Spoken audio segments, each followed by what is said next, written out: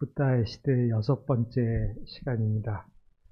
지난번까지 주로 우리가 붓다 짜리타라고 하는 경전, 인도 경전인데 한 2, 3세기쯤 경전일 거라고 생각이 되고, 지금 우리가 읽은 거는 한문으로 번역된 거를 봤죠. 불소행찬이라고 하는 번역이 있습니다. 여러분들 그동안 어떻게 느끼셨는지 모르겠는데 글이 참 좋다고 아마 느끼신 분들도 계실 거예요. 한문 아시는 분들은 더 글을 참 잘 지었구나 하는 생각이 드실 텐데, 그 운문으로 된 것을 역시 한문으로도 운문으로 옮긴 거죠.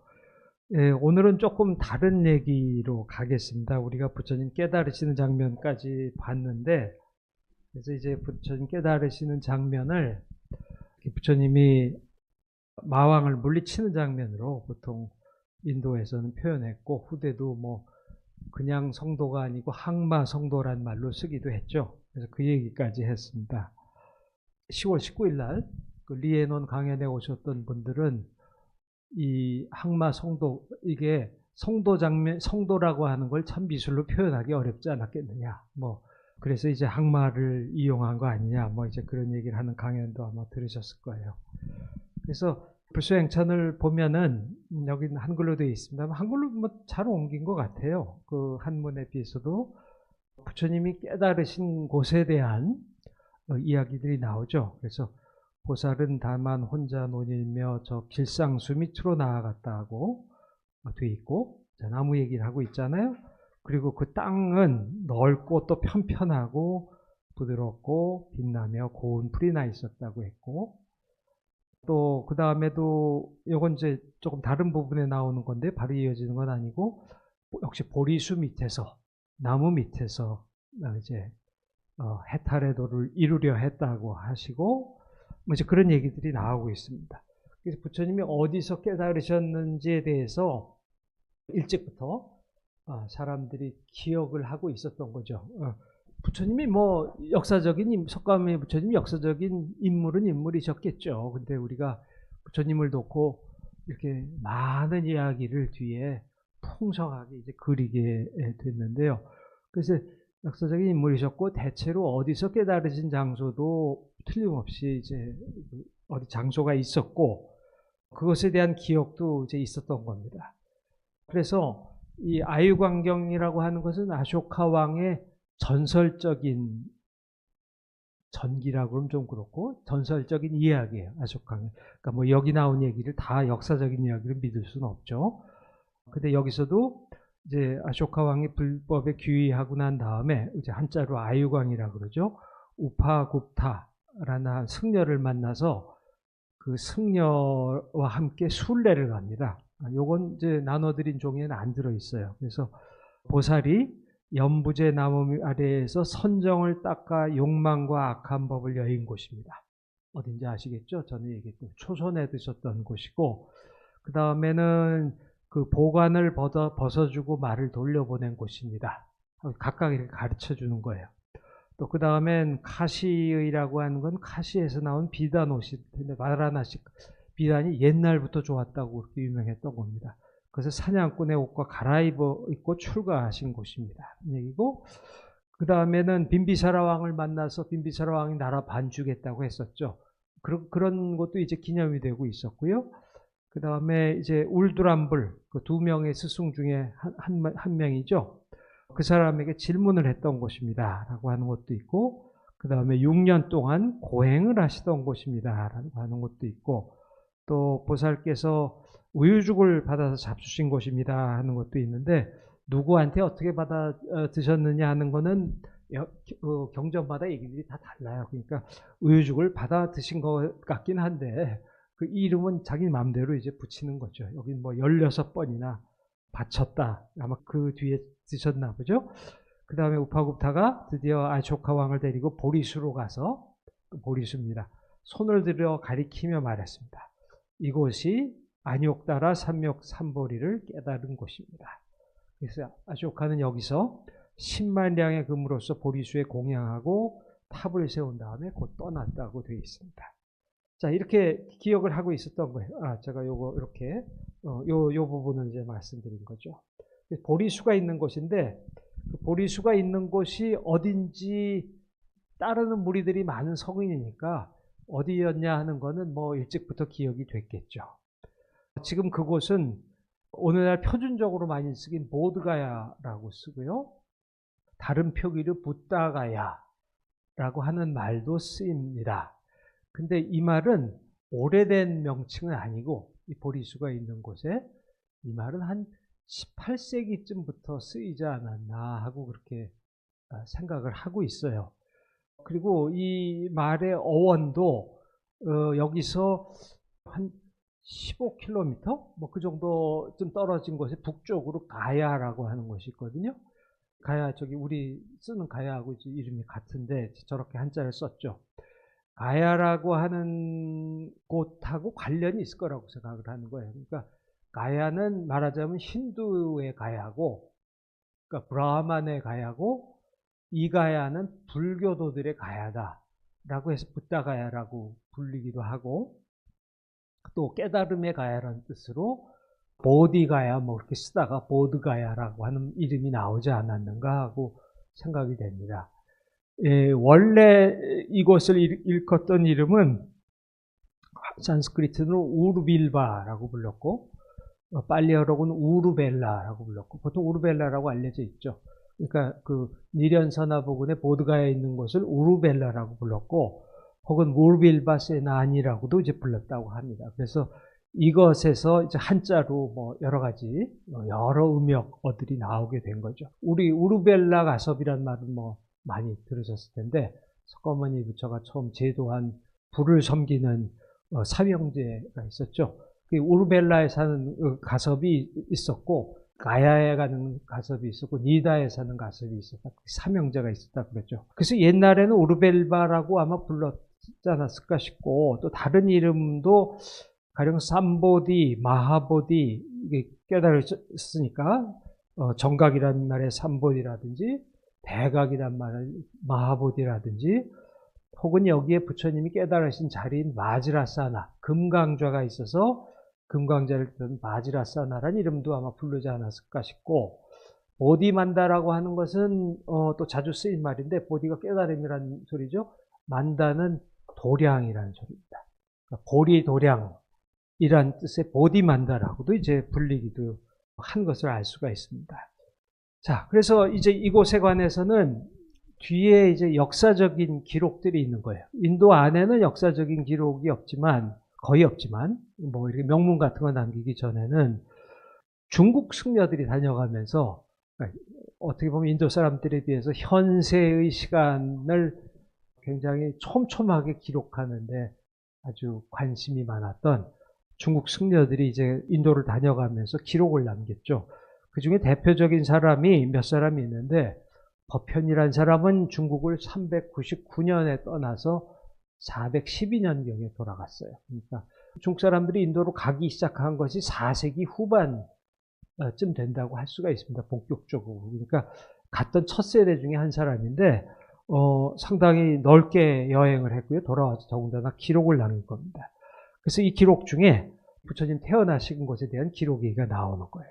이건 여러분들 나눠드린 종이에 쓰여 있습니다. 그래서 이곳에서 서쪽으로 사유연 가면, 유연은 뭐 요자나라는 단위를 옮긴 말인데, 뭐 한 7, 8km쯤 된다고 이제 알려져 있어요. 그래서 가야성에 가는, 이게 지금의 가야가 되는 거죠. 그러니까 이제 북쪽에서 남쪽으로 내려오는 식으로 이제 쓰고 있어요. 성안은 비고 황폐했다고 하고, 거기서 다시 남쪽으로 20리를 간다고 했습니다. 20리를 가면 보살께서 본시 6년간 고행하시던 곳에 이르렀다고 얘기했어요. 이제 우르벨라를 얘기하는 거죠. 뒤에 보드가야라고 불린 곳. 이곳에 임목이 있고 또 서쪽으로 3리를 가면 부처님께서 고행 풀고 목욕하실 때 나무가지 잡고 나오신 곳도 있었다고 하고 북쪽으로 2리를 가면 우유죽을 받으신 곳도 있고 다시 북쪽으로 2리를 더 가면 큰 나무 아래에 있는 돌 위에 앉으셔서 우유죽을 잡수시던 곳이 있었고 그 나무와 돌은 지금 그대로 남아있다고 했습니다. 그러니까 아마 법현이 이런 얘기를 이제 안내를 받으면서 들었겠죠. 아, 여기가 어쩌고. 뭐, 그 중에는 어떤 것들은 상당히 뒷사람들이 지어낸 것일 가능성이 높고요. 어쨌든 부처님이 여기서 깨달으신 것은 틀림이 없습니다. 그리고 또 동쪽으로 반유연을 가면 석굴이 있는데 거기에 부처님이 여기서는 깨달으시기 전이기 때문에 고살이라고 부르죠. 그 결과부자하고 앉아서 거기서 이제 깨달음을 성취하시려고 하니까 그때 천신이 공중에서 또렷하게 말하기를 여기는 여러 부처님의 성도처가 아니다. 여기서 서남쪽으로 반유연을 조금 못 가면 페다수라고 한 말이 나오는데 페다수는 나뭇잎 같은 걸 가리키는 말인데 이런 식으로 불렀어요. 페다수 아래 이르게 되는데 여기가 과거, 현재, 미래 여러 부처님의 성도처이다 라고 이제 가르쳐 준 거예요. 그래서 거기서 이제 근데 뭐 그것들 다 불탑이 세워져서 사람들이 다 기념하고 있었던 거죠. 자, 이제 그런 식으로 해서 보리수로 가는 얘기가 나오고 있습니다. 그래서 제가 조금 더 적어놨어요. 그 법편의 기록에서는 가셔서 그걸 보시면 되고요. 법편의 기록에서는 보리수 얘기 정도만 이제 나오고 있습니다. 그런데 그 다음에 이제 중국 승려 중에 현장 스님이 훨씬 자세한 기록을 남겼죠. 현장 스님은 629년, 뭐 어떤 기록에서는 627년이라고 생각한 사람들도 있는데 대충 우리나라로 치면은 삼국 통일하기 전이고 삼국시대 끝자락쯤이죠. 그 즈음에 당나라 때고요. 당나라 태종 때고 그때 인도로 떠난 거예요. 그래서 10여 년 여기서 있다가 645년에 돌아왔습니다. 그래서 돌아와서 1년 뒤에 이 대당서역기라고 하는 책을 냈어요. 이 책은 모두 12권이니까 굉장히 긴 책이죠. 법편전은 한 권밖에 안 됩니다. 거기에 이제 8권과 9권이 마가다국이에요. 그러니까 여기 부처님 성적이 많은 곳이니까 자세히 할 얘기가 많았죠. 뭐 왕사성도 있고 또 아쇼카 왕의 도읍도 있고 뭐 영추산도 있고 그 중에 하나로 이제 가야와 붓다가야가 나오는 겁니다. 니란 산하를 건너서 가야성에 이르게 되면 성이 뭐 험하고 뭐 그렇다고 바라문들이 천여가구 살고 있는데 그러니까 여기 바라문들의 중심지였던 거예요. 여기가 바라문의 가야였고 거기서 서남쪽으로 5, 6리를 가면 가야산에 이른다고 하는데 가야산은 뜻이 코끼리 머리같이 생겼다. 그래서 가야산이라고 이제 불렀다고 합니다. 뭐 우리나라의 그 가야산 해인사할 때 가야산은 물론 여기 인도 이름에서 따온 거죠.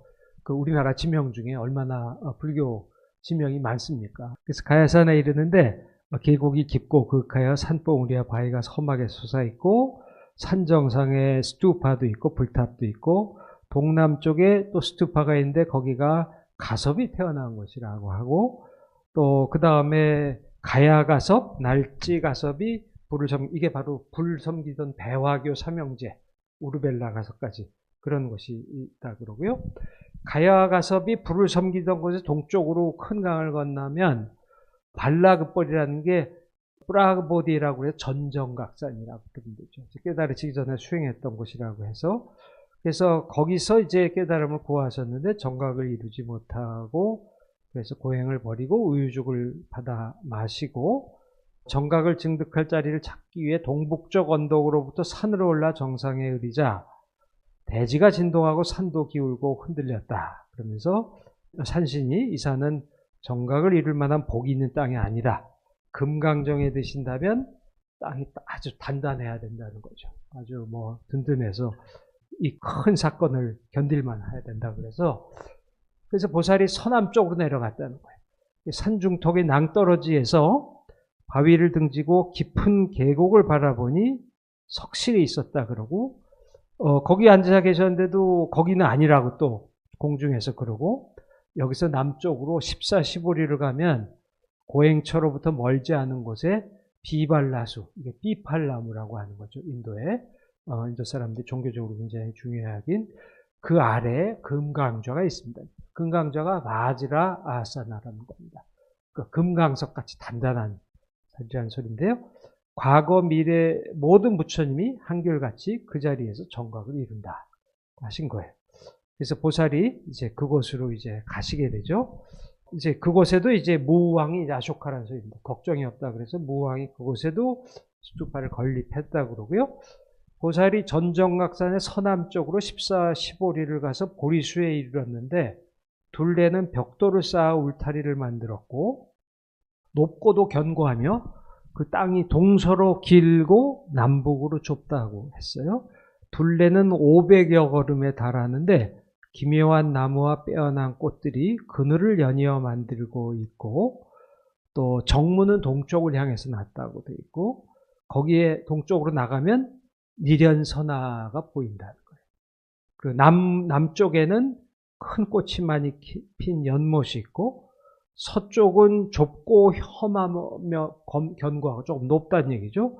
북쪽 문은 대가람이 그 북쪽에 있었다는 거죠. 그리고 울타리 안쪽 땅에는 성스러운 유적이 서로 이웃하고 있는데 스투파나 또 다른 이제 정사들이 있어서 그것들이 여러 나라 군왕 대신과 호족들이 세운 것이다라고 이제 기록을 하고 있습니다. 이제 이렇게 쓰면은 여기가 보드가야고요. 우리가 얘기하는 이게 전정각산이고 대체로 서남쪽쯤에 있죠. 이게 니련선화입니다. 가보신 분들은 머릿속에 이제 이게 기억이 떠오르실 텐데 우리 서남쪽을 보고 여기로 이제 내려오셨다는 거죠. 그래서 여기에 있고 이 터가 동서로 이렇게 동쪽을 향해서 절이 있고 니련선화를 향하고 있다는 얘기입니다. 그래서 지금 지도를 보면은 이게 19세기 후반에 19세기 말쯤에 1880년대에 처음 조사가 이루어졌어요. 고고학적인 조사가. 발굴도 그 무렵에 했습니다. 1885년 그 무렵에. 그때 그 사람들이 만든 지도예요. 이게 니련선화고요. 유명한 니련선화고 뭐 거기서 바로 가까이에 요게 바로 그 절이 있던 절터입니다. 아까 북쪽에 있던 가람터라고 한 곳은 이곳이고 그 다음 둘레에 이렇게 그 당시도 이렇게 연못이 여러 개가 이렇게 있었어요. 이제 이거 다시 뒤에 이제 말씀을 드리겠고요. 자, 이게, 그러니까 이쪽이 북쪽입니다. 이게 동서고, 대충. 이건 일본 사람이 그걸 가지고서 이걸 하나하나 이제 이 현장 스님의 7세기 기록에 나오는 거하고 이제 우리 다 읽어볼 거예요. 하나하나 어딘가. 요게 이제 대정사가 있던 곳이고, 금강좌하고 보리수가 여기 있고요. 그 다음에 요게 뒤에 다시 얘기하겠는데 요게 스리랑카 왕이 세운 절터가 있는 곳이고요. 그 다음에 여기 연못이 여러 개가 있는데 요 연못이 못 잘린다라고 하는 나가 용왕이 이제 부처님 비안 맞게 해드렸다. 뭐 이제 그런 곳이 이제 여기라는 거고요. 그 다음 이제 뒤에 또 말씀드릴 것 중에 요게 이제 힌두교 사원이 있습니다. 그래서 그런 식으로 보실 테고, 자, 이게 지금 물이 없네요. 그래서 이렇게 니련선화가 있고, 동서로 절이 이렇게 놓여져 있고요. 근데 여기 기록에 의해서는 요것을 니련선화라고 했는데, 오늘날은 그 상을 이제 뱀이 부처님 이렇게 덮고 있는 상을 여기에다가 만들어 놨어요. 여기 연못에 이렇게 만들고서, 뭐 다 어디가 어디지 정확히 알 수 없는 거죠. 뭐 다 이거 7세기에도 뭐 얼마나 정확한지 알 수가 없으니까요. 그리고 제가 말씀드린 힌두교 사원이 여기 구역인데 이렇게 있습니다. 그래서 요 찾기를 따라서 이제 쭉 위쪽으로 올라갈 수 있고요. 자, 대당서역기로 다시 돌아왔습니다. 여러분들 대충 머릿속에 이제 그려지실 텐데, 그래서 그 구역에 가면, 중심구역에 가면 보리술로 둘러친 울타리 한가운데에 금강좌가 있다고 했어요. 아까 말씀 다 드렸죠? 법현 스님들이 얘기했던 금강좌는 옛날 현겁이 처음 열릴 때, 현겁은 현재를 현겁이라고 그러죠? 처음 열릴 때 대지와 함께 솟아난 것으로 삼천대천세계의 중간에 거처하고 있고, 아래로는 금륜에 닿아 있고, 그 아래 땅 밑에 보면 우리 김성태 교수님 불교 세계관 얘기할 때 나왔지만 풍륜, 수륜, 금륜 이렇게 돼 있다고 했잖아요. 금륜에 닿아 있고 위로는 지면으로 솟아 있으며 금강으로 이루어졌다고 얘기한 거예요. 그래서 금강좌라고 부른다는 거죠. 둘레가 100여 걸음에 달하고 현겁의 천분 부처님께서, 이건 번역을 좀 잘못한 거네요. 현겁의 천분 중에 석가모니 부처님까지 4분밖에 안 오셨습니다. 그러니까 996명이 아직 오셔야 되는 거예요. 이건 제가 그냥 한글 번역을 그냥 갖고 왔는데 바꾸지를 못했네요. 그러니까 현겁의 1000분이 전부 다 여기서 드신다. 그런 얘기죠. 금강정이 드신다. 그러고 성도를 등극하신 곳이므로 도량이라고 부른다. 아까 보디만다라고 한다고 했죠. 또 대지가 진동해도 이 자리만이 홀로 흔들리거나 기울이지 않는다는 거예요. 그래서 부처님 이야기들 중에는 이 지진처럼 땅이 흔들리는 얘기가 굉장히 많이 나오죠. 부처님 깨달음을 얻으실 때도 땅이 흔들렸습니다. 그래서 불교학자들 중에는 불교와 지진에 대해서 논문을 쓰는 사람도 있더라고요. 그래서 그냥 그렇구나 하고 봤는데, 그래서 그런 까닭에 열애께서 장차 정각에 증득하시려 할 때 이 네 귀퉁이를 두루 밟으셨는데 땅이 모두 기울었지만 이 자리에서만 안정되고 기울지 않았다고 하고, 근데 이 자리가 말겁에 들고서부터 정법이 저 차츰 가라앉고 힘을 잃어가면서 모래와 흙이 가득 덮여서 다시는 볼 수 없게 된다. 미래를 써야 될 텐데 이걸 다 과거로 썼군요. 번역하는 분이.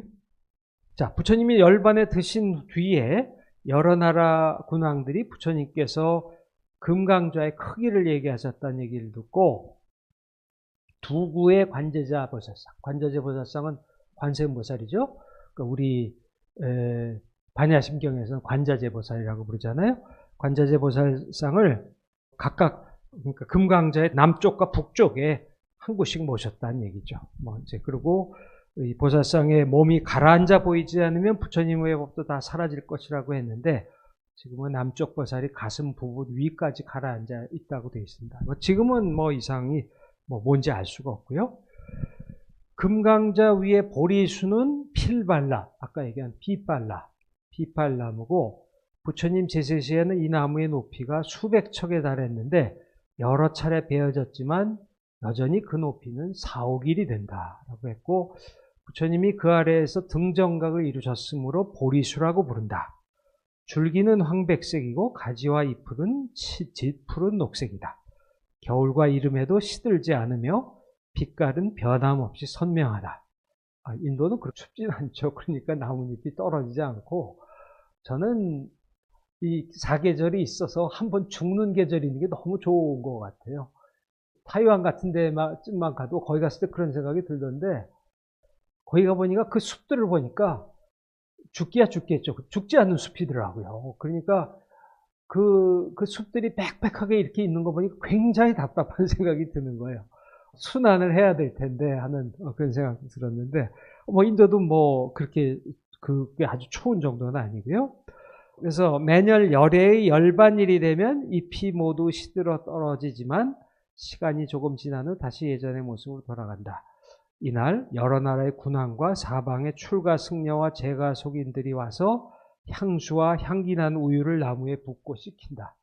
인도 사람들이 이게 뿌자한다고 제가 뿌자에 말씀드렸는데, 베다 시대 한 건 야그냐라고 하는 희생제이고 불피워서 하는 거고, 그 뒤에 이제 무슨 이제 섬기는 의례가 뿌자라고 부르는 건데, 그 중에 우유나 버터 같은 거 바르는 게 아주 중요한 의식이었어요. 나무에도 그렇게 한 거죠. 그리고 연일 앞다퉈 공양을 올린다 그랬고, 열애가 입적하신 뒤 그 다음에 이제 아쇼카 왕 얘기가 좀 나와요.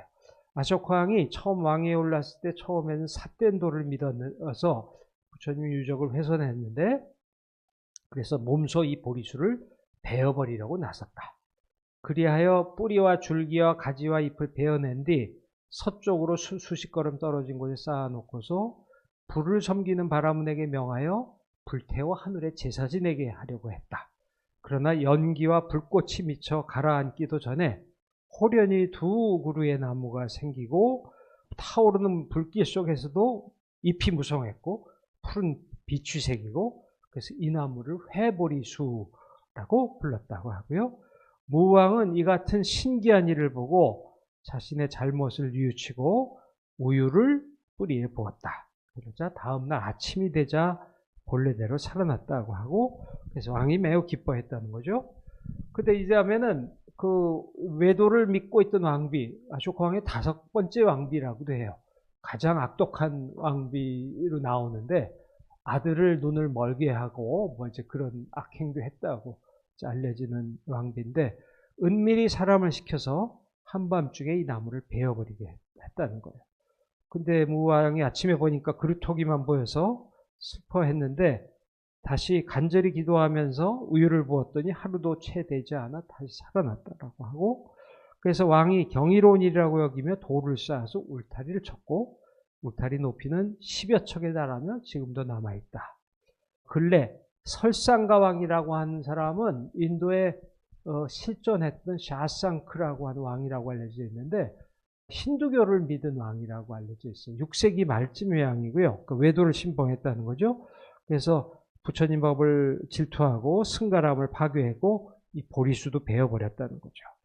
그리고 다 이제 불을 놔 태워버리고 그다음에 나머지 남은 나무에 사탕수수즙을 부어서 말라 죽게 만들려고 했는데 몇 개월 뒤에 아쇼카 왕의 후대 자손인 보랄라벌마 뿌르나와르만이라고 알려진 사람인데 아쇼카의 후손이라고 주장을 한 거죠. 그러니까 굉장히 훨씬 아쇼카는 기원전 3세기 사람인데 이건 이제 이대로라면 기원 후 한 6, 7세기 뭐 그 무렵이니까 그래서 그걸 슬퍼하면서 수천 마리 소의 우유를 짜서 주로 우유를 갖다 하죠. 그날 밤이 지나자 다시 나무가 다시 살아났다 그러고 그 뒤에 다시 돌담을 쌓았다고 하고 지금 보리수는 석벽에 가려져 있으며 일장남지 밖으로 나와 있다 그래요. 그러니까 이렇게 그 이교도들도 이제 보리수가 부처님이나 불법을 대시하는 것을 봐서 불법을 안 믿는 사람들은 이것을 없애려고 했기 때문에 여러 번 아마 실제로 화를 당했을 것 같고 지금 나무도 원래 것은 아니겠죠. 사람들은 이 나무 숭배는 스리랑카도 굉장히 성행해서요. 스리랑카에서 가장 중요한 불교 성적이 아누라다푸라에 있는 마하보디라고 하는 것입니다. 거기 마하보디는 보리수 나무가 있는 곳이에요. 그 보리수 나무는 그 아쇼카 왕의 딸이 갖고 온 보리수 나무까지 해서 자랐다고 그러죠. 그래서 그 나무까지 다시 가져왔다는 얘기를 한 사람도 있고 그렇습니다. 자, 조금 더 가까이 보면 이게 지금 오늘날의 마하보디 정사의 모습인데요. 지금 큰 건물이 여기 이렇게 있고요. 그 뒤쪽에 보리수하고 금강좌가 남아 있습니다. 그래서 다 가보시면 다 기억하십니다만 요새는 하도 사람이 많아가지고 여기까지도 제대로 가는지 잘 모르겠어요.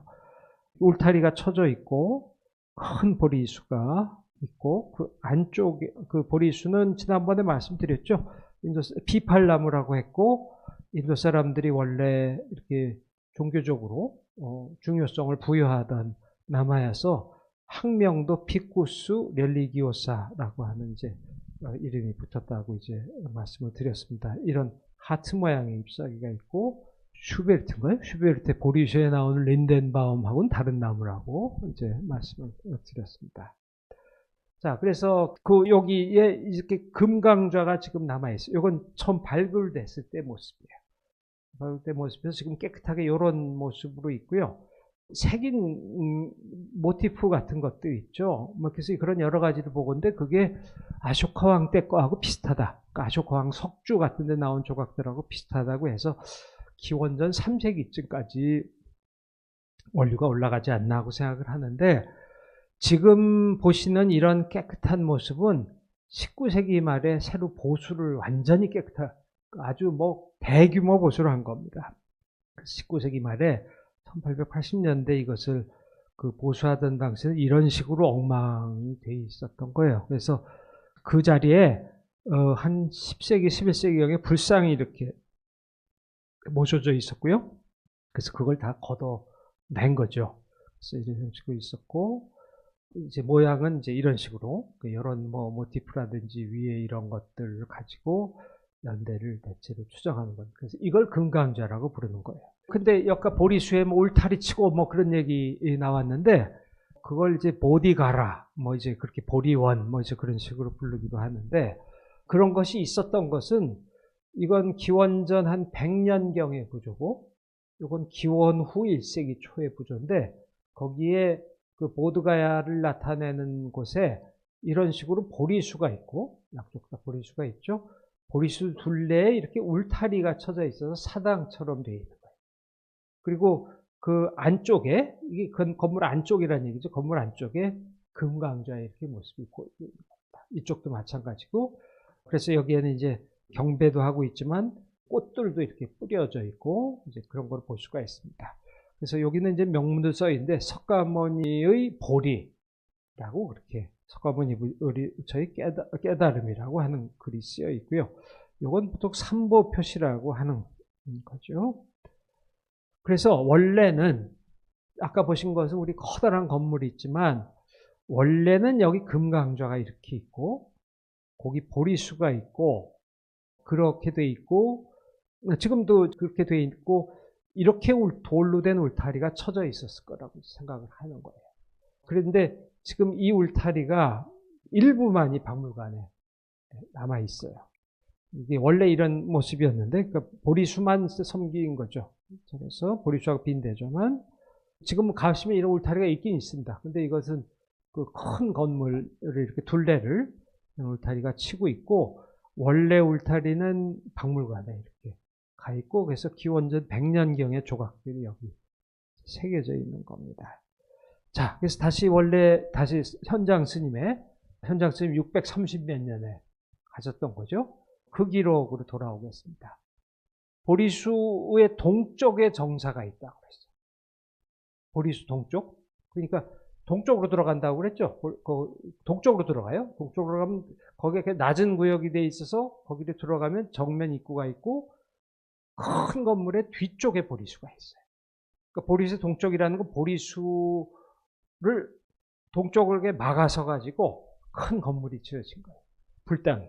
높이가 170여 층에 달한다고 그러는데 요즘 남아있는 건물도 50여 미터가 될 정도로 높은 건물이고요. 거의 비슷하네요. 이 척은 당나라 척이었나 아마 그럴 텐데 아래 기단의 너비와 면적은 20여 걸음에 달한다고 그랬고 푸른 벽돌을 쌓았고 석회를 발랐고 중층으로 이루어진 감실에 모두 금상이 있고 그 감실의 인상들을 금으로 칠했다는 얘기죠.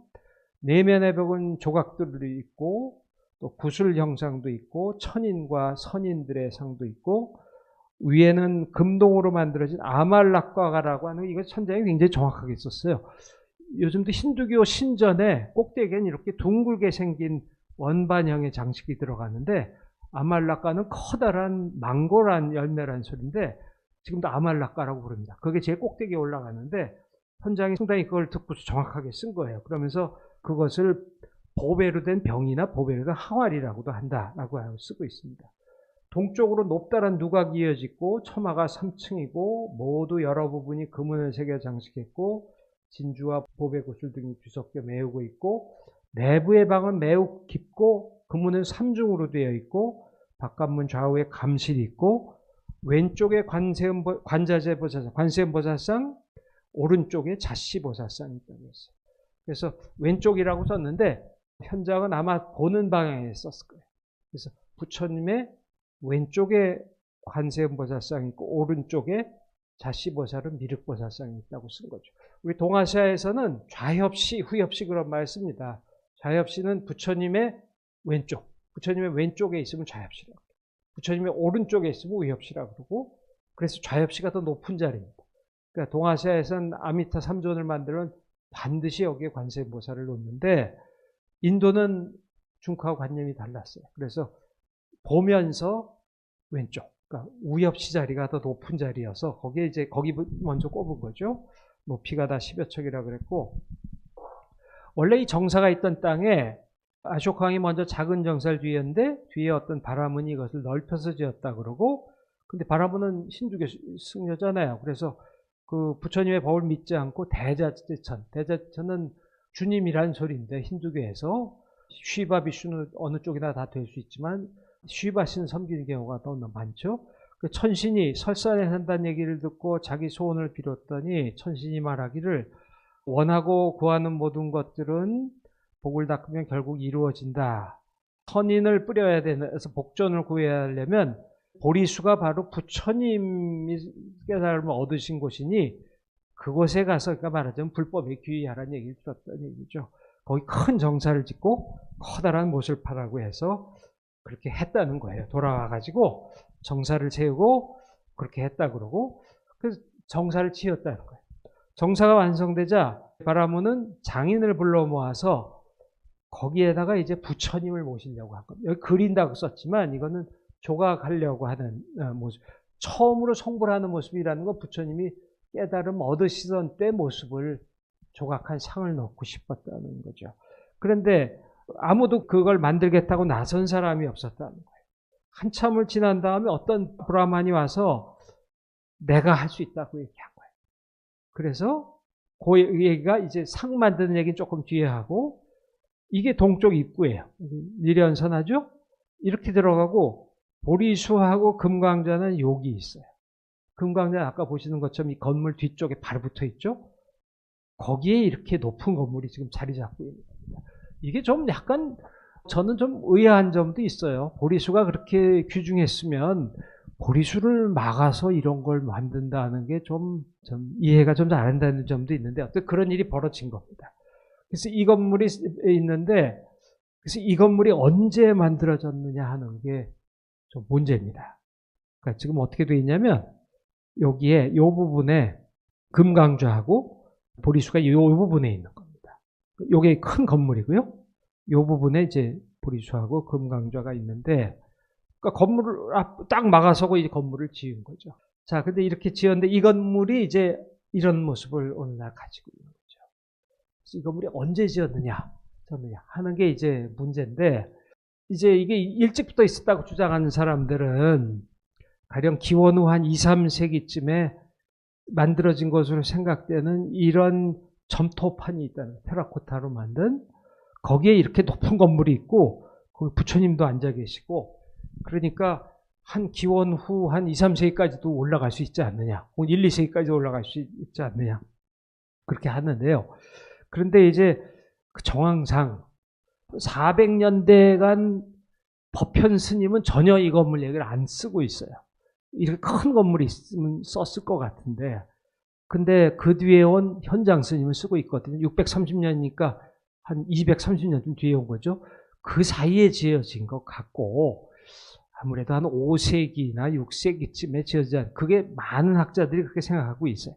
혹시 나무로 지어진 정사가, 여기도 뭐 기록에서 아쇼크왕도 정사를 지었다 그러니까 그런 게 앞에 있었을 수도 있죠. 그러니까 그런 건물일 수도 있고.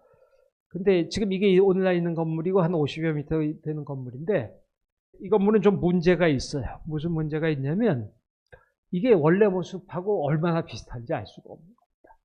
지금 가면 뭐 이렇구나 하는데, 이 건물은 19세기 말에 이렇게 폐허로 돼 있었고 엉망이죠. 그래서 이 건물은 원래 벽돌로 지은 건물이고요.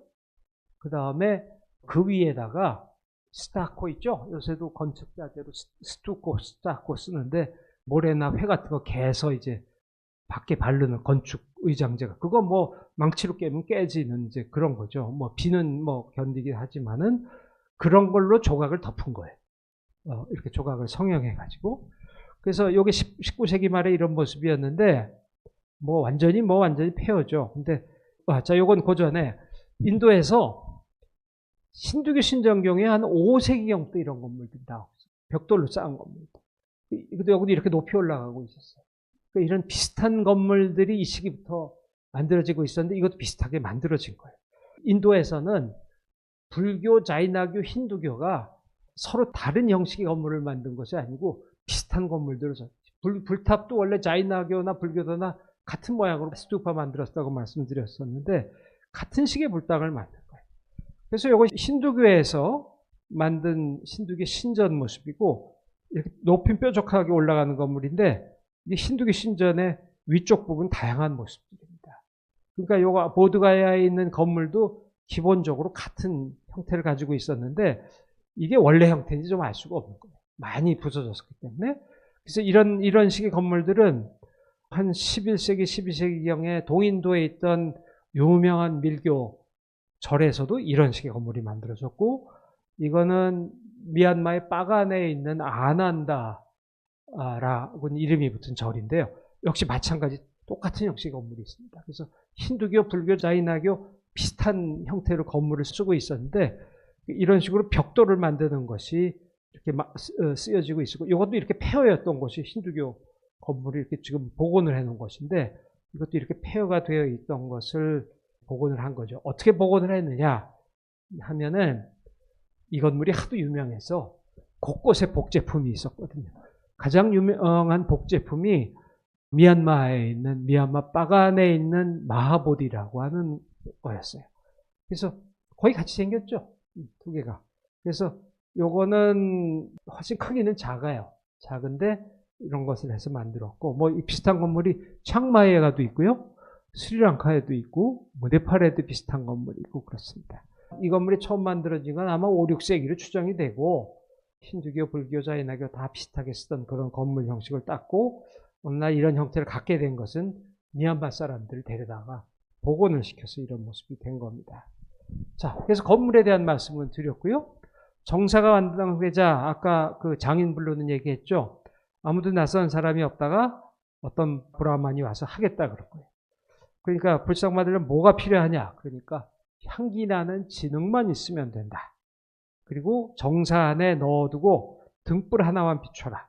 그리고 내가 들어간 뒤 문을 완전히 폐쇄해라. 6개월 지난 뒤엔 열어도 좋다. 그래서 그렇게 했다는 거죠. 천장님 전하고 있는 얘기. 6개월이 나흘 앞으로 다가왔는데 사람들이 못 참고 안을 바라다 봤다는 거예요. 그 안에 보니까 정사 안에 불상이 엄숙하게 결과부자하게 앉아 있었고, 오른발을 위로 올리고, 그 결과부자를 그렇게 한 거죠. 왼손은 안으로 거두고 오른손은 아래로 늘어뜨리고 동쪽을 향해 앉아 있어요. 그러니까 여러분은 잘 아시는 오른손으로 땅을 짚는 손 모양을 하고 있었다는 거죠. 그리고 크기가 뭐 이런 크기였고, 상호를 모두 갖춘 자애로운 얼굴은 진짜로 살아있는 것 같았다고 얘기를 했어요. 그러나 오른쪽 가슴 윗부분만이 나흘이 더 있으면 완성했을 텐데 미처 완성되지 못했다고 그러고, 그 사람은 보이지 않았다고, 작업하는 사람. 대중들이 슬퍼하며 간절히 그 사람에 대해서 알고자 하니까 어떤 착한 사람이 예전에 그 브라만이 나타나서 나는 바로 자시보살이다. 자신이 미륵보살이라고 얘기한 거죠. 그리고 아무리 뛰어난 장인도 못 만들 것 같아서 내가 와서 직접 만들었다. 그리고 오른손을 늘어뜨린 이유는 여러분들 뭐 이 이야기는 다 아시죠?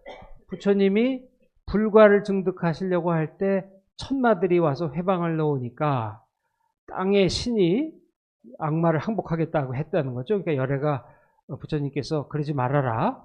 자신이 하시겠다고 한 거죠. 마왕이 와서 네가 이 부처님이 앉으셨던 금강조에 앉을 자격이 있느냐? 그걸 누가 증명하느냐고 물어보는 거예요. 그러니까 열애께서 땅이 증명할 것이다 그러고 그 손가락으로 땅을 가리켰다는 거죠. 그래서 이제 그런 모습이 이제 됐다는 거예요. 그래서 이 이야기를 듣고 슬퍼하지 않는 자가 없었는데 가슴 부분이 채 마무리되지 않아서 뭔가 보배들로 메우고 보석 왕관 등 진귀한 보석들로 장식했다. 그런 얘기가 나오고 있습니다. 그 뒤에 아까 얘기했던 샤상카 왕이 7세기 말에 6세기 말이죠. 보리수를 베고 난 뒤에 이 불상까지 훼손하려 했지만 자비한 상호를 보자 마음이 불안하여 견딜 수가 없었대요. 그래서 이 불상을 없애고 대자재천의 형상을 알차라. 쉬바 신상이겠죠.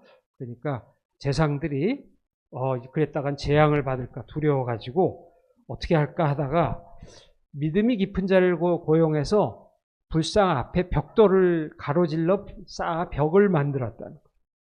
그리고 그 앞에다 대자천을 그리고 없어진 것처럼 이제 했다는 거죠. 그러니까 왕이 그 보고를 받았지만 몹시 두려웠다. 과연 온몸이 짓무르고 피부가 터지더니 멀지 않아 세상을 떠났다. 그래서 재상과 대신들이 황급히 달려가서 불상을 막아놓았던 벽을 허물었더니 거기 켜놓았던 등불이 여전히 켜 있었다고 하는 것이고, 지금도 불상은 깊은 방에 안치되어, 그러니까 깊은 방이라고 그랬죠. 거기 벽을 했었다는 건데 등불을 잇따라 켜서 부처님 자비로운 모습을 뵙고자 해도 자세히 볼 수가 없는데 커다란 거울을 가지고 햇빛을 비추면 볼 수 있다. 그렇게 되어 있고요. 지금은 가면은 이 오른쪽 같은 불상이 모셔져 있습니다. 근데 이것은 원래 모셔졌던 불상은 아니고요. 이 불상은 한 11세기쯤의 불상이라고 하는데 부처님 깨달음의 성지를 다시 복원을 하면서 19세기 말에 이 절터에서 발견된 상을 이제 갖다가 모셔놓은 겁니다. 왼쪽에 있는 것 같은 이런 모습이고요. 이 오른손으로 땅을 짚은 손 모양을 촉지인이라고 하죠. 지신을 불러서 마왕을 물리쳤다. 그래서 항마 촉지인이라고도 하는데 이것이 보드가야를 중심으로 굉장히 유행을 했어요. 그래서 11세기에도 이런 불상이 만들어졌었는데 그 불상을 여기 모시고 옷을 입혀놨죠. 옷을 입혀놓은 건 뭐 가보신 분들은 다 기억나시겠지만 여기 간 사람들이 이 비단 천을 부처님 공양물로 바치잖아요. 그러면 갔다가 하나씩 입혀드렸다가 또 갈아입히고 계속 그렇게 해서 절이 이제 돈을 버는 수단으로 이걸 사용을 하고 있는데요. 그래서 근데 이 불상이 지금 원래 있던 불상은 알 수가 없어요. 없어진 거죠. 뭐 원래 여기 기록대로 정말 진흙으로 만들었을 수도 있고요. 이 불상이 굉장히 유명했습니다. 부처님 불교 4대 성지를 얘기하는데 우리 그동안 깨달음도 얘기했고 또 태어나신 것도 얘기했고 이제 첫설법 하신 것은 아직 얘기 안 했고 돌아가신 것도 얘기하는데 4대 성지 중에 처음부터 깨달음의 성지가 가장 중요했었는지는 전 잘 모르겠어요. 불경이라든지 그런데 기록을 보면 우리는 깨달음을 제일 중요하게 생각하지만 어떤 데는 첫설법 같은 걸 더 중요하게 생각하는 것 같기도 하고요. 그런데 이 7세기쯤에 현장 스님이 이걸 쓰던 당시는 깨달음의 성지가 가장 중요했고요. 인도를 방문한 동아시아 승려들은 다 보드가야에 가서 참배하려고 했어요. 거기가 가장 중요했어요. 그리고 이 보드가야에 있는 불상이 워낙 유명해서 그 불상에게 또 참배하려고 해요. 그 불상이 굉장히 유명했던 거예요. 불행히도 그게 남아있진 않죠. 지금 이렇게 오른손으로 땅을 짚은 손 모양 중에서 제일 시기가 오래되는 것은 한 6세기경에 사르나트라고 하는 곳에서 만들어졌던 불상이 얼굴이 깨졌어요. 그 불상이 남아있고요. 얼굴을 깬 것은 글쎄 힌두교도일지 이슬람교도일지 모르겠지만 이슬람교도일 가능성이 높겠죠. 힌두교도들은 그냥 불교 부처님을 비슈누 신의 뭐 9번째 화신 뭐 그쯤으로 해서 그냥 수용하고 있었기 때문에요. 요건 7세기경에 보드가야 근처에서 만들어진 상입니다. 6세기, 7세기 이런 상들이 만들어지고 있었고 이와 비슷한 모양의 상이 있지 않았을까 하고 추측을 할 수가 있습니다. 그래서 그 불상이 하도 유명해서 중국 순례자 중에 여기를 방문한 사람들이 그걸 그림으로 그려와서 가지고 오고 중국에 널리 퍼뜨리기도 했습니다. 흥미롭게도 중국에서는 별로 유행을 안 했어요. 이런 불상. 근데 아마 그 종이 같은 게, 그린 종이 같은 게 신라에도 들어왔던 모양이죠. 불상이 들어왔을 수도 있습니다. 중국 불상이. 그래서 우리나라에서 굉장히 유행을 하게 됐습니다. 그래서 한 7세기 말부터 신라 말까지 아주 크게 유행을 하게 되고, 우리 석굴암의 부처님 상도 이 보드가야 상과 이제 백이 다 있다고 얘기를 하고, 또 이걸 연구한 어떤 분 중에는 석굴암 불상의 크기를 재보니까 아까 현장 스님이 얘기한 불상 크기하고 거의 일치하는 것 같다. 뭐 이제 그런 견해를 밝히기도 했습니다. 자, 다시 돌아왔어요. 불상 얘기도 하고. 열애께서는 인도 달력으로 비샤카가 8일, 4월 8일입니다. 우리가 보통 얘기하는. 남방불교에서는 다 같은 날 부처님이 태어나시고 깨달으시고 열반하시고 다 그랬다 그랬죠. 이날은 당나라 3월 8일에 해당되는데 상좌부 측에서는 그러니까 상좌부는 남방불교 쪽이죠. 폐사가월 후반 15일에 등정각을 이루셨다고 한다. 열의 나이는 30세였었는데 어떤 이는 35세라고도 한다. 기록하고 있고요. 그리고 보리수의 북쪽, 그러니까 이 불당을 이렇게 동쪽에서 들어간다 그랬죠. 그러면 오른쪽 구역에 부처님이 거니셨던 곳이 있고 열애께서 정각을 이루신 뒤에 자리에서 일어나지 않고 7일 동안 고요히 선정에 들어 계셨는데 일어나신 뒤 보리수 북쪽에서 7일 동안 거셨다. 동서쪽 방향으로 다니셨다. 그런데 걸으신 10걸음에 기이한 꽃들이 발자국마다 18송이씩 피어났다. 후세 사람들이 여기에 벽돌을 쌓아서 기단을 만들었는데 높이는 3척 남짓하다 라고 그렇게 얘기를 하고 있어요.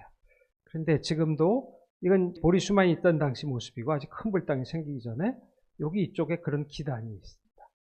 그래서 그 연꽃 피어난 것처럼 그 부처님이 걸으셨다는 것을 표시한 것이 이제 뭐 언제 만들어졌는지 모르겠지만 그 현장 스님이 이걸 본 거예요.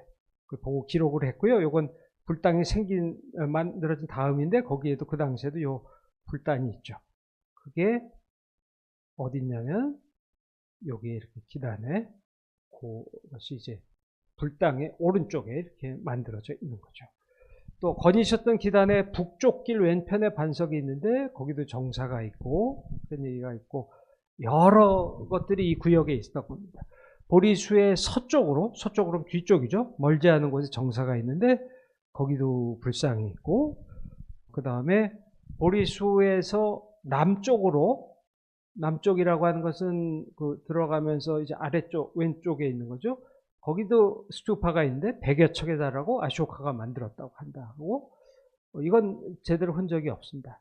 그 다음에 니련선하에서 목욕하신 뒤 나아가시다가 깨끗한 풀이 필요하다고 생각하셨는데 풀을 받으셨던 거 지난번에 얘기했죠. 길상 받으셨던 그 자리도 이제 있다고 얘기를 했고 풀을 받아둔 곳에 동북쪽으로 멀지 않은 곳에 스투파가 있는데 이곳에서 장차 불과를 등극하시려 하자 뭐 상서론 지금 적어놨다는 것도 있고 보리수 동쪽 길, 앞쪽 길에 각각 스투파가 있는데 이곳은 마왕이 보살을 회방했던 곳이고 뭐 이제 그런 곳이 거기 이쪽에 있다고 하고요.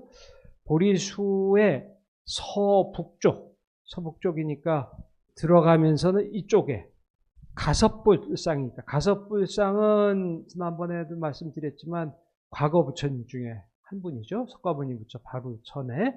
그래서 이 불상은 가끔 광명을 비춘다고 했고 또 가섭불 정사의 서북쪽에 벽돌로 지어진 방이 있는데 거기 각각 지신이 있다고 했고 또 그 다음에 보리수 울타리 또 뭐 어떤 불타백이라는데 조구타국이라고 해서 장사치가 세웠다 그랬는데 그 뒤에는 이 조구타국에서 온 장사치의 얘기가 길게 나옵니다. 그거는 제가 지우지 않고 그냥 나눠드린 그 자료에는 그 이야기들이 있어요. 그 관세음보살의 은덕을 입은 얘기입니다.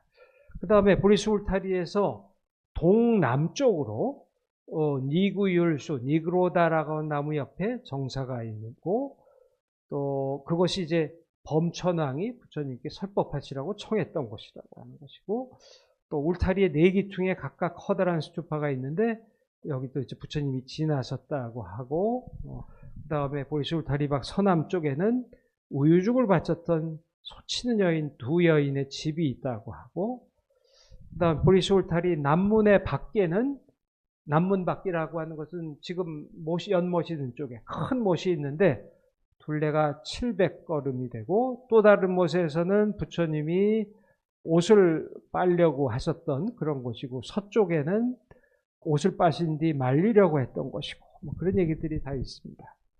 그 다음에 못을 만든 것부터 동쪽의 숲속에는 목질인타, 이게 바로 묻잘린다입니다. 석가모니 부처님 깨달음 얻으시고 나서 뭐 몇 주 동안, 뭐 경제에 따라 다릅니다. 몇 주 동안 그 깨달으신 바를 음미하셨는데 그 아주 편안한 즐거움을 누리셨는데 그때 커다란 폭우가 내리니까 커다란 코브라 뱀이 와서 자기 머리로 부처님 머리를 덮어서 비를 안 맞게 했다. 그런 얘기가 있죠. 그 사람이 목질린다, 묻잘린다라고 하는 곳인데 그 묻잘린다의 연못이 거기 있다는 거예요. 그리고 못의 서쪽 기슭에 작은 정사가 있고 그 속에 불상이 있고 거기 이제 요왕이 열애를 호위하였다는 곳이 있다고 하는 것인데 지금 그게 바로 이제 그 지금 정사 들어가면서 왼쪽 그러니까 남쪽에 이런 연못이 있고 그 가운데 묻잘린다가 부처님을 비를 안 맞게 해드리는 모습을 나타내고 있습니다. 그 다음에 묻잘린다 뱀의 정사에서 동쪽 숲속에 정수화가 있는데 이곳에 야위고 지친 모습의 불상이 있다는 거예요. 그러니까 고행불상의 모습이죠. 제가 간다라에서 이게 굉장히 중요하다고 말씀을 드렸는데 제 생각에 이거는 간다라 쪽하고 뭔가 연관이 있는 사건입니다. 그런 연유 때문에 고행불상이 있었던 곳이 있고 보살이 고행하던 피팔라 나무 옆에 스투파가 있는데 거기가 같이 수행하던 5사람이 머물던 곳이고 그 다음에 또 그 동남쪽으로 또 스투파가 있는데 그게 목욕하시던 곳이고 우유죽 받아 드신 곳도 있고 그 다음에 석가모니 부처님이 이제 깨달음을 얻으시고 난 다음에 처음 받은 공양은 그것을 지나가던 2명의 상인이 바쳤거든요. 그 수명에 여기서는 꿀에 탄 보리가루를 바쳤다고 하는 거예요. 그런 것도 이제 나와 있고, 장자가 보리가루를 바친 곳 옆에 스투파가 있는데 그곳이 이제 사천왕이 바루를 바친 거예요. 보리가루를 바치자 이제 그릇이 없잖아요. 그건 바쳤는데 글쎄 그릇에 넣어서 갖다 드렸을 것 같은데 이야기가 좀 그릇이 없으시니까 사천왕이 내려와서 4가지 보배로 된 그릇을 각각 바쳤다는 거죠. 그러니까 부처님이 이걸 받으셔가지고 하나로 포개서 한 그릇으로 만들어서 음식을 담아 드셨다. 라고 얘기를 하는데, 우리 바로 같은 거 이렇게 4개로 겹쳐지는 전통도 그런 신화적인 얘기하고 연관이 되는 것이 아니냐 얘기하는데, 간다라 부조 같은데 이렇게 흔하게 사천왕이 바루를 바치는 장면이 나오기도 하고요. 그 다음에 이거 두 번째로 유명한 고행상의 아래쪽 부분인데, 이게 바로 두 상인이 이곳을 지나치던 두 상인, 이 두 상인은 근데 저쪽 아프가니스탄, 우즈베키스탄 쪽에 살던 상인이었다 그래, 박트리아 쪽에. 두 상인이 이제 음식을 바쳤던 얘기를 나타내고 있는 장면이 있습니다. 그 다음에 멀지 않은 곳에 스투파가 있고, 또 어머니에게 설법하셨는데, 보통 어머니에게는 도리천에 가서 설법하셨다고 그러죠. 근데 여기서는 이렇게 나오고 있습니다. 그 옆에 또 말라버린 몇이 있는데, 여기에 스투파가 있고, 여기서 이제 가섭 삼형제를 교화한 얘기가 나옵니다. 그곳마다 각각 다 스투파가 있다는 거죠. 가섭 삼형제는 불을 섬겼는데, 우르벨라 가섭하고 그 다음에 나디 가섭, 가야 가섭 그렇게 삼형제였는데 이제 그 중에는 부처님이 무리를 걸으셨거든요. 물에 빠질까봐 걱정해가지고 가섭이 배를 타고 나가서 부처님을 구하려고 그랬는데 부처님이 이렇게 무리를 걸으시는 모습을 인간 모습을 표현을 안 하고 이렇게 무리를 걷는 모습을 표현한 부처도 있고요. 그 다음에 또 다른 얘기는 김성수 교수님 얘기에서 나왔는데 불을 뿜어내는 무서운 뱀이 있는 사당에 들어가서 하룻밤을 보내신 일이 있죠. 동룡을 교화했다 그랬는데 그 얘기가 바로 여기입니다. 동룡이 있는 뱀이 있죠. 사당에 가신 얘기인데 부처님은 역시 인간의 모습 표현해놨고 여기서는 이제 창문으로 불길이 솟고 있는 그런 모습이에요. 그런 장소들을 하나하나 얘기하고 있습니다.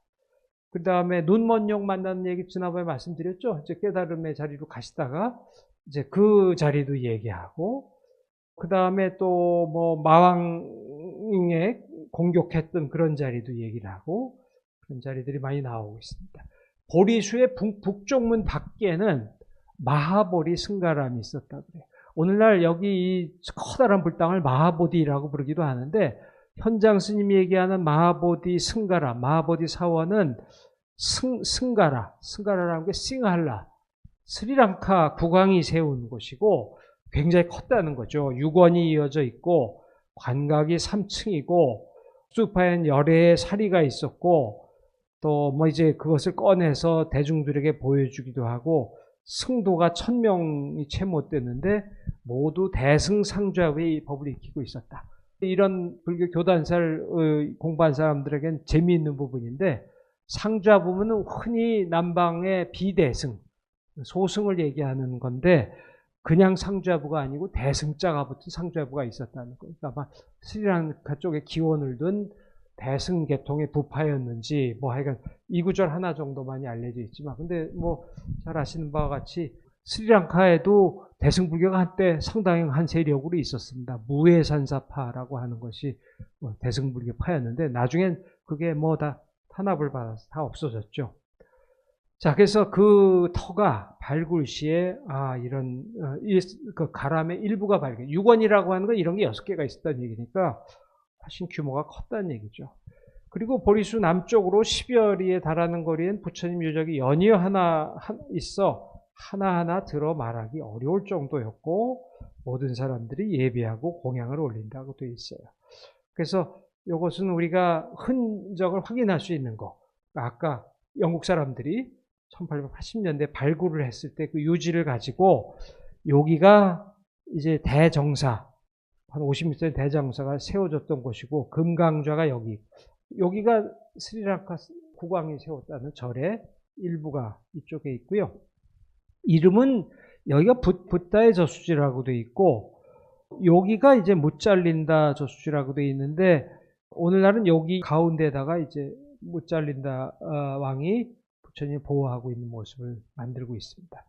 근데 여기 보면 여기 바라몬 사원이라고 신승원이라고 되어 있는데 이게 힌두교 사원이 있습니다.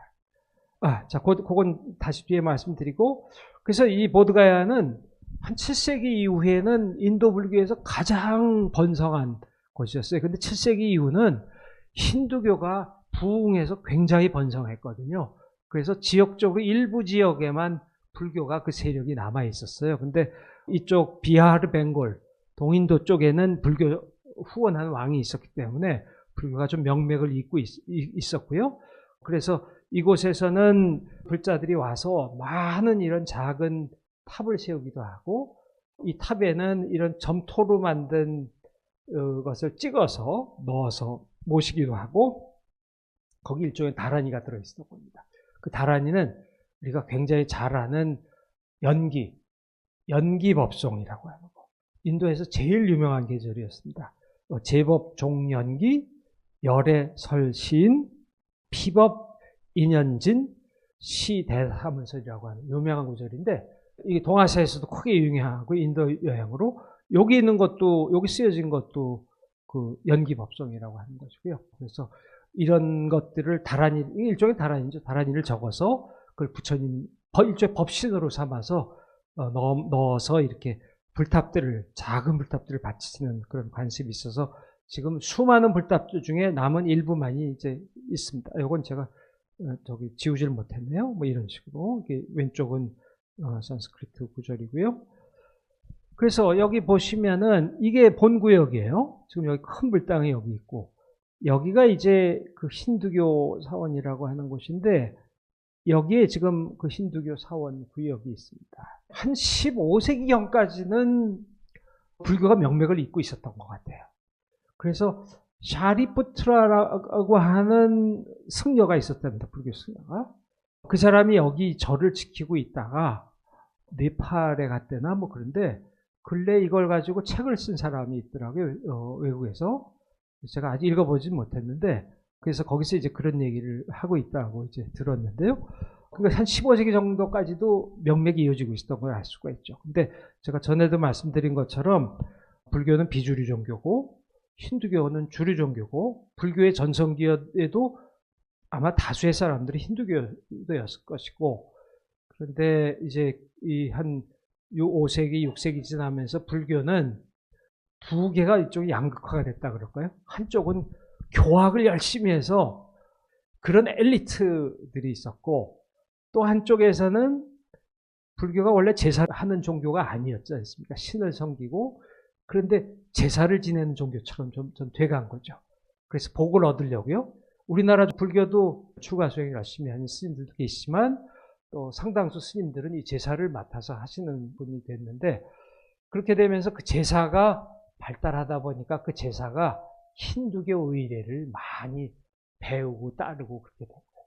그래서 힌두교하고 많이 비슷해지고, 이제 그런 요인들이 가장 기본적으로는 비주류 종교가 살아남게 된 이유라고 할 수가 있습니다. 힌두교는 주류 종교로서 이제 사회 간섭하고도 밀접한 관련을 가지고 있으니까 살아남을 수가 있었고요. 그렇지만 한 15세기까지도 명맥이 여기 누군가 지키고 있었던 사람이 있었던 것 같다는 거예요. 그 뒤에는 없어진 거죠. 그래서 여기에 유럽 사람들이 처음 왔을 때는, 그러니까 유럽 사람이 처음 오는 건 16세기, 17세기죠. 대체로 17세기부터 기록이 많이 나오는데, 유럽 사람들이 왔을 때 인도에는 불교가 있었던 걸 알고 있었던 사람은 거의 없었습니다. 제가 몇 번 얘기했기 때문에 뭐 더 얘기 안 하겠습니다만, 불교는 완전히 잊혀진 종교고, 불교를 기억하는 건 붓다, 비슈누의 9번째 화신, 뭐 그 정도로 이제 기억을 하는 정도에 불과했죠. 그런데 여기도 황폐하게 버려져 있었고요. 흙과 뭐 돌과 그런 걸로 쌓여져 있었고, 그러니까 지금 보는 건 그걸 다 파헤쳐서 발굴하는 모습이에요. 근데 이 터에 뭐 높은 건 솟아 있었을 거 아니에요. 여기에 쉬바교를 믿는 쉬바교 프리스트가 들어온 겁니다. 쉬바교 바라문이 들어온 거예요. 그 사람이 이름을 기억을 못하겠는데 1590년쯤이라고 합니다. 들어와서 여기에다 힌두교 사원을 만든 겁니다. 그래서 그 지금 남아있는 여기는 16대 손인 거예요. 그러니까 대로 핏줄은 아니겠지만 16대 제자가. 그래서 여기가 이제 이게 그 신두교 사원인데요. 불교 유적이라는 걸 알고 있었던 사람들은 인도 밖에서 불교를 믿던 사람들. 이 얘기도 제가 몇 번 한 것 같은데, 미얀마 사람들, 또 스리랑카 사람들, 티베트 사람들, 그런 사람들을 알고 있었던 여기가. 그러니까 인도 불교 성지 중에 위치가 정확히 알려져 있던 것은 이런 사람들 통해 보드가야밖에 없었다고 할 수가 있어요. 이런 것들을 통해서 이제 보드가야가 불교 성지 중에 제일 처음 위치가 확인이 된 거죠. 근데 19세기에 여기 왔을 때 신두교 사원이 되어 있었고, 불교상들은 다 신두교 신상으로 섬겨지고 있었는데, 그래서 여기를 이제 불교도들이 찾아오면서 불교 사원으로 다시 복원을 하려고 애를 쓰기 시작한 거죠. 유럽 사람들이 사실상 인도 불교를 새로 발견했다고 할 수도 있거든요. 근대적으로 학문에서 남아있지 않던 불교를 텍스트로 발견하고 유적으로 발견했는데, 1880년대에 여기에 앞에서 보신 것처럼 대규모 복원 사업을 한 겁니다. 그리고 불당도 재건하고 또 불상도 갖다 모시고, 그렇게 해서 이제 불교 사원 모습을 제대로 갖추고 불교도들이 여기에 더 열심히 관심을 갖게 되고, 그렇게 된 거죠. 와서 참배도 하고. 그래서 이곳에 인도 독립한 1949년에 보드가야 템플 매니지먼트 커미티라고 하는 거죠. 보드가야 사원 운영위원회 같은 데가 만들어지게 됐습니다. 그래서 1949년, 그러니까 법적으로 이걸 어떻게 관리할 것인가를 정한 거죠. 그래서 불교도 4명, 힌두교도 4명으로 하고, 위원장은 힌두교도가 되고, 그런 식으로 한 겁니다.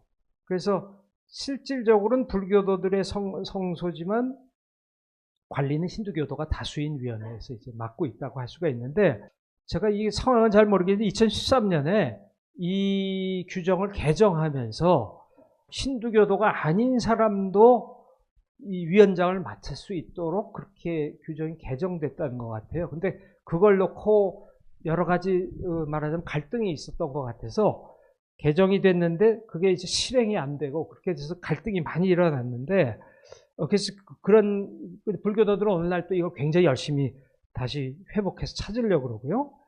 그래서 근데 마침 같은 해에 여기에서 폭발물 5개가 발견이 돼서요. 2013년 7월 7일이래네요. 근데 폭발물이 위력은 그렇게 세지 않아서 건물에 피해는 입히지 않았는데, 여기 몇 군데 이제 폭탄이 2개가 터지고 몇 개는 그냥 불발되고 이제 그렇게 됐던 모양입니다. 나중에 보도로는 이거를 이슬람교 극단주의자들이 했다, 테러리스트들이 했다고 그렇게 보도가 있더라고요. 인도의 힌두교 근본주의가 워낙 강하기 때문에 예전과 같이 그렇게 유연하고 포용적인 것이 아니고, 그래서 이제 그 문제가 큽니다. 이거는 보드가야를 이런 식으로 성역화하자는 얘기도 있대요. 그래서 룸빈이 한 것처럼 이렇게 성역화를 멋있게 해가지고 관광자원으로 삼자, 그런 게 주정부에서도 있는 모양인데, 저는 제발 안 이루어졌으면 하는 생각이 드는데요. 그냥 소박한 모습대로 그냥 그렇게 있으면 좋지 않을까 싶은데, 이게 불길한 생각이 드는 것이, 바라나시에 가시면 바라나시 제일 유명한 힌두교 사원이 비슈바나타라고 하는 쉬바교 신전이에요. 여기에 있고, 그 옆에 이제 17세기 이슬람 왕이 이렇게 모스크도 만들었고, 아주 조그만, 여기 그냥 건물이 가득 차 있었어요, 이렇게. 그래서 지금 힌두교 근본주의 정당이 들어오면서 거기를 겐지스 강변부터 쫙 이렇게 들어갈 수 있게 성역화를 했습니다. 이런 식으로 멋있게 만든 거죠. 그러니까 그런 비슷한 일을 보드가야에서도 하려고 하는 것이 아닌가 하는, 그러니까 그 앞쪽으로 쫙 이렇게 또 길을 뚫고 그렇게 안 되는 게 좋을 것 같죠. 보드가야가 제가 처음 갔던 시기, 저보다 일찍 가신 분들도 계시겠습니다만은, 저는 한 35년쯤 전에 처음 갔는데, 그때는 별로 티베트 승려가 그렇게 많지 않았거든요. 근데 지금 완전히 티베트 승려 같은 사람들한테 장악이 돼 있고, 여기 이렇게 절하고 있는 거 보면 옛날부터 그랬던 것 같아요.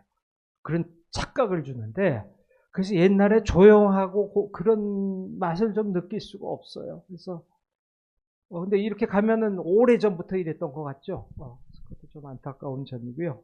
이런 부처님의 성적도 가령 이게 결국 역사의 일부이기 때문에 정치라든지 속세의 일과 밀접하게 연결이 되지 않을 수가 없는 것 같습니다. 그래서 자, 부처님이 어떤 곳에서 깨달음을 얻으셨고 깨달으신 것을 뒤에 사람들이 어떻게 이렇게 경배를 하고 또 어떻게 모습을 바꾸고 오늘날까지 이어져 왔는가, 그런 말씀을 드리면서 오늘 얘기는 여기서 마치도록 하겠습니다.